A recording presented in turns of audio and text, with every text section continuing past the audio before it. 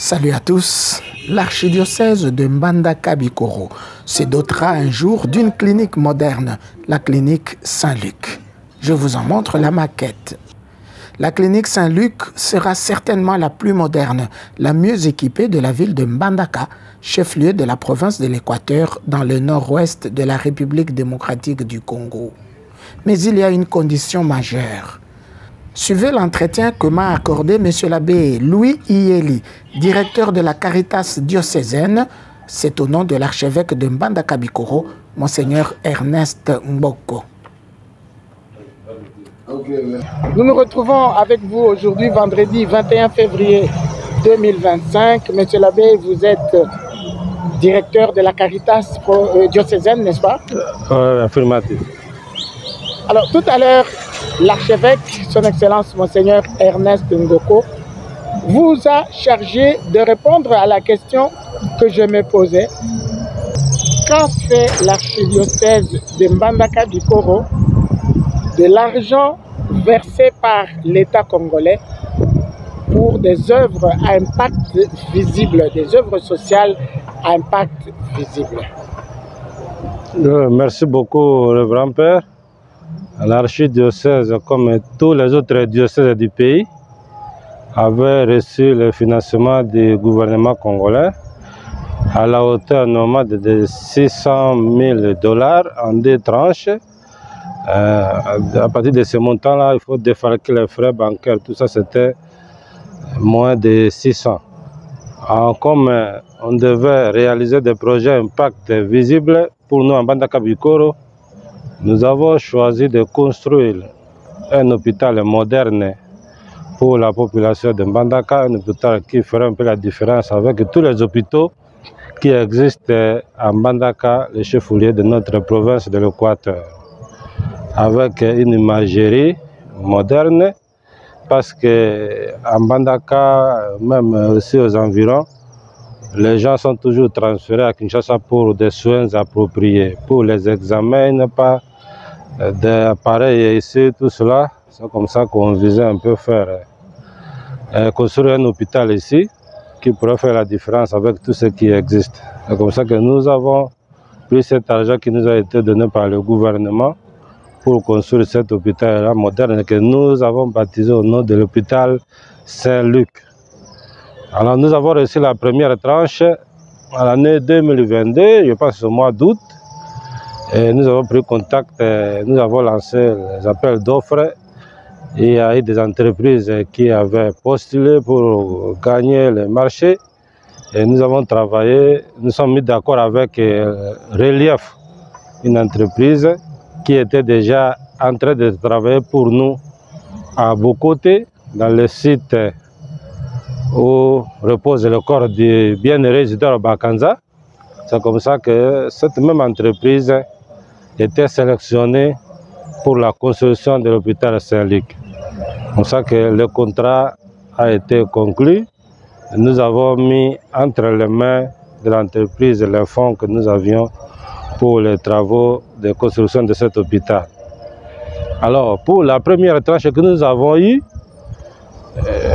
l'argent était remis à l'entreprise et puis nous sommes mis d'accord avec, parce qu'on avait l'idée que le financement continuerait sans interruption. Alors, tout l'argent de la première tranche était investi dans les fondations. Il y a ici 10 bâtiments qui sont déjà préparés, les fondations sont là, avec les sous-pavements, tout ça, tout avec un bâtiment administratif qui sera en otage. 10 fondations sur ce terrain où nous nous trouvons pour le moment. Pour le moment, 10 bâtiments ici. Il y a le bâtiment administratif, le bâtiment pour les différents services médicaux. Nous avons le bâtiment d'hospitalisation commune, le bâtiment d'hospitalisation privée, le bâtiment de la morgue, un bâtiment à usage pharmaceutique, la chapelle, les cafétérias, les restaurants. Et tout cela, il y a donc 10 fondations ici. nous avons investi la première tranche dans les fondations. Comme ça, nous attendions la deuxième tranche pour aller en élévation. Une tranche, c'est combien, M. l'abbé? Une tranche, c'était 300 000 $. Avec les frais bancaires, pour la première tranche, nous avons reçu 296 000 au lieu de 300 000. Et les frais bancaires, mais le gouvernement avait débloqué 300 000. Pour les frais bancaires, il n'y avait pas de choix. Nous avons reçu 296 000. C'est comme ça que nous avons investi cet argent dans les fondations, avec l'idée que dès que nous aurons la deuxième tranche, on pourra élever les murs, et avec la troisième tranche, et ainsi de suite, pour finir tous les travaux. Il était prévu combien de tranches par an? Il était prévu 4 tranches, parce que la totalité du financement, c'est 1 200 000 $. On devait nous donner par trimestre 300 000.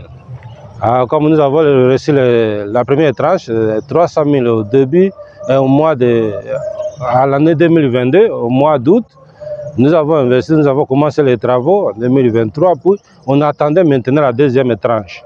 Ça a vraiment traîné, puis on était un peu inquiet là de voir comment les choses commençaient un peu à traîner. Alors finalement, on commençait un peu à demander à Kinshasa comment les choses évoluaient, mais ça a pris vraiment du temps pour qu'on puisse nous envoyer la deuxième tranche. Donc quand la deuxième tranche est arrivée, nous nous sommes dit que comme ça traîne comme ça, il n'y a plus moyen de continuer avec tous les 10 bâtiments, parce que ça risque encore de traîner. Nous avons pris l'option de finir 2 grands bâtiments, donc le bâtiment d'hospitalisation commune et le bâtiment d'hospitalisation privée avec la deuxième tranche. C'est ça ce qui a été fait. Donc ces 2 bâtiments-là qui sont presque finis, on doit mettre les portes, tout ça, et en attendant que nous puissions avoir la troisième tranche pour la continuité des travaux. Voilà un peu en gros ce que nous avons fait avec l'argent que nous avons reçu du gouvernement congolais pour le projet à impact visible. 300 000 $ en 2022. Et la deuxième tranche est arrivée en quelle année? La deuxième tranche en 2023, au mois de juillet 2023. Nous sommes en février 2025. La troisième tranche n'est pas encore arrivée. Non, jusque-là, la troisième tranche ne s'annonce même pas. C'est comme ça que les travaux sont un peu arrêtés en attendant les travaux conçus, entrepris pour 4 tranches. Oui, les travaux étaient conçus pour 1 200 000. C'est cela. Et alors, monsieur l'abbé, si le financement n'arrive pas, que fera l'archidiocèse de Mbandaka-Bikoro? On va rester à ces fondations? Non, je crois que nous prenons des dispositions déjà pour voir ce qui doit être fait. Parce que ce ne sera pas agréable de laisser un projet comme ça sans l'achever. Nous prenons déjà des dispositions pour voir avec nos moyens de bord ce que nous pouvons faire pour un peu faire avancer ce grand projet. Dans l'entretemps aussi, monsieur l'abbé, si vous devez construire ce grand hôpital conçu avec 10 bâtiments, il ne s'agit pas de moyens de bord. Oui, avec les moyens de bord, c'est pour les petits travaux. Mais nous sommes déjà un peu, nous entrons en contact avec des organismes qui peuvent nous aider pour continuer un peu ces travaux en attendant le financement du gouvernement congolais si ça pourrait nous arriver un jour. Oui, mais le gouvernement congolais ne vous a pas dit avoir renoncé au projet? Non, le gouvernement n'a pas encore renoncé, mais c'est plutôt le temps que le financement tarde pour nous arriver. C'est comme ça que ça nous inquiète un peu. Mais au lieu que nous puissions croiser les bras, on prend un peu de contact pour voir ce qui pourra être fait dans la mesure du possible. Et la conférence épiscopale nationale du Congo, que dit-elle? Parce que on sait que ces travaux sont entrepris dans le cadre de cet accord entre l'État et le gouvernement. Non, il ne s'agit pas nécessairement de cela d'après ce qu'on explique ici et là, mais quand même c'est la conférence épiscopale qui s'est portée garante, oui ou non? Oui, oui. Je crois que tout est coordonné par la conférence épiscopale nationale. Tout est coordonné par la conférence épiscopale nationale. Et pour le secrétariat, toujours à pied d'œuvre, en communication permanente avec le gouvernement pour les prochains financements. D'ailleurs, dernièrement, on venait de nous demander les rapports d'utilisation de ces fonds, parce qu'ils avaient déjà reçu les lettres de l'IGF qui voulaient se rendre compte de l'utilisation de ces fonds. Et nous avons envoyé ces rapports-là. Nous attendons peut-être. Le Mbandaka Bikoro était au point avec ces rapports, cette comptabilité. Oui, affirmatif, parce que nous les avons déjà présentés. La comptabilité était à jour parce que pour des fonds pareils, on doit quand même être prêt pour tout et puis surtout mettre les choses en ordre. Sinon, ça risque de souiller l'honneur de l'Église et de l'archidiocèse. Monsieur l'abbé, vous avez dit au début que cet hôpital était conçu pour être le meilleur de la région, de la province de l'Équateur en tout cas, n'est-ce pas? Oui, oui.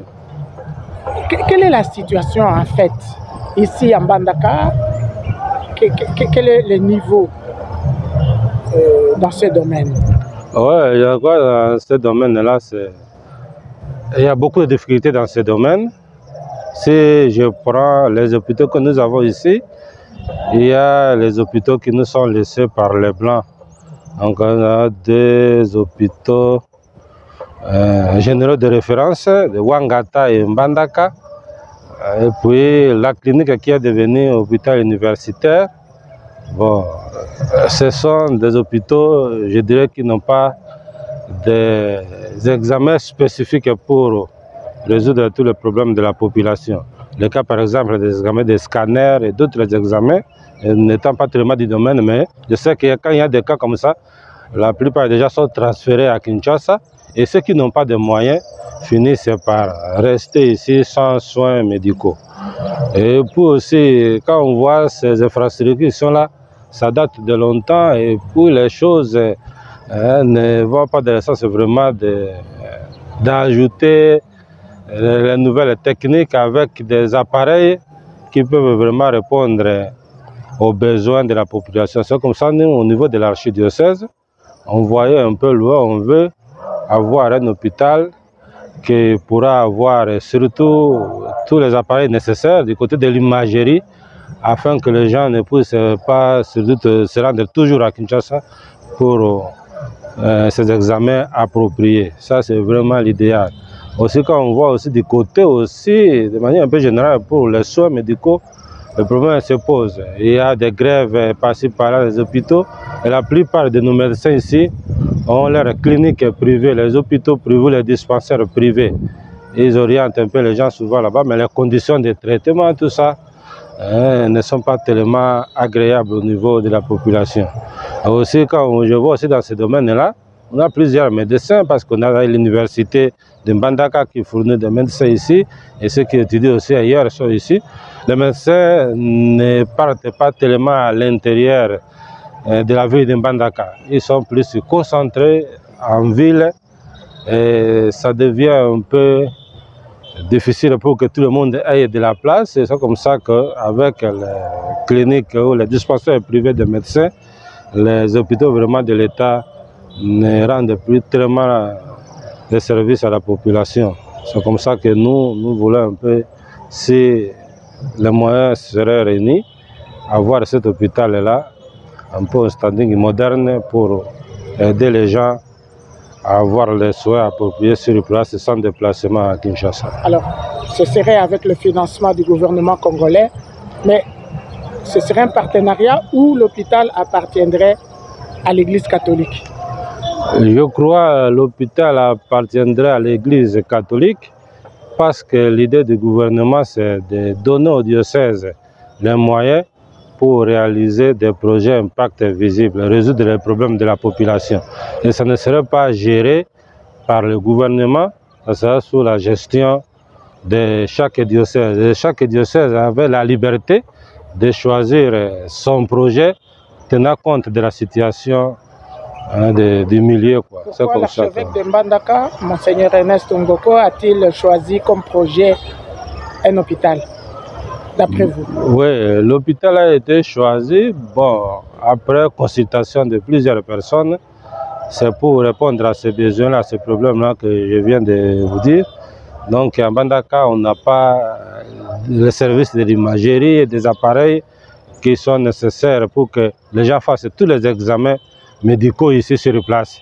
Il faut se rendre à Kinshasa. Aller à Kinshasa, ça demande de l'argent pour les billets d'avion, les séjours. Ceux qui n'ont pas de moyens finissent toujours par rester ici sur place.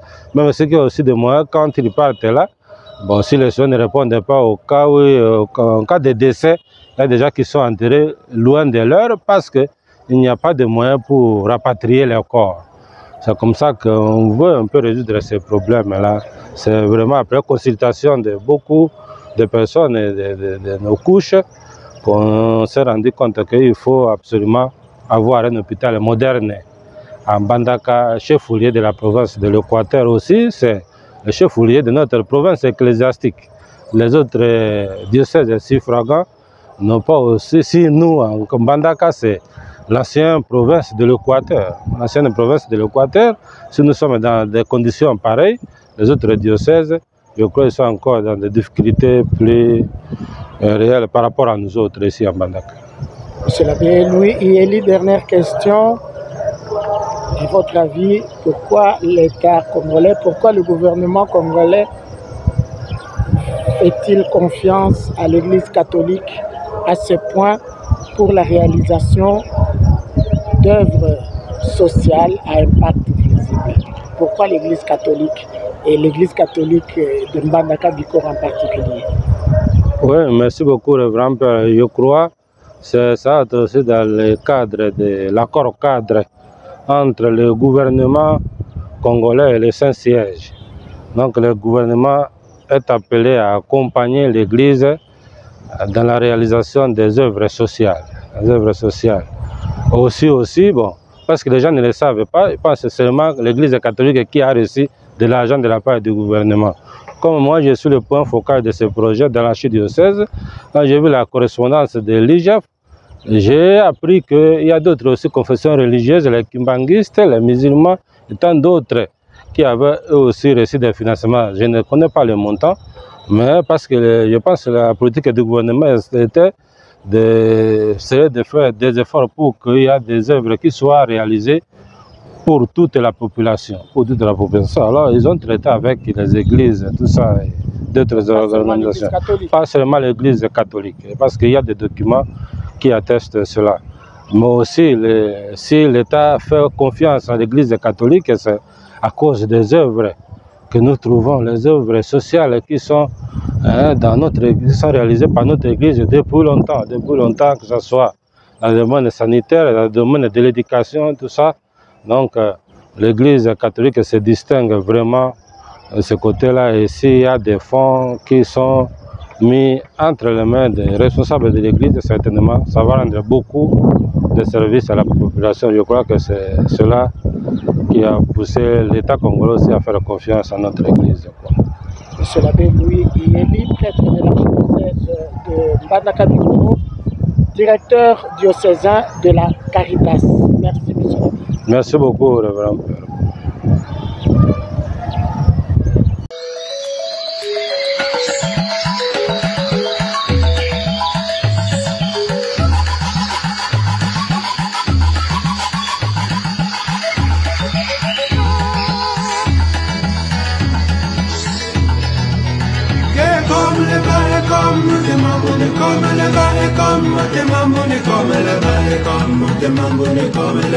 Comme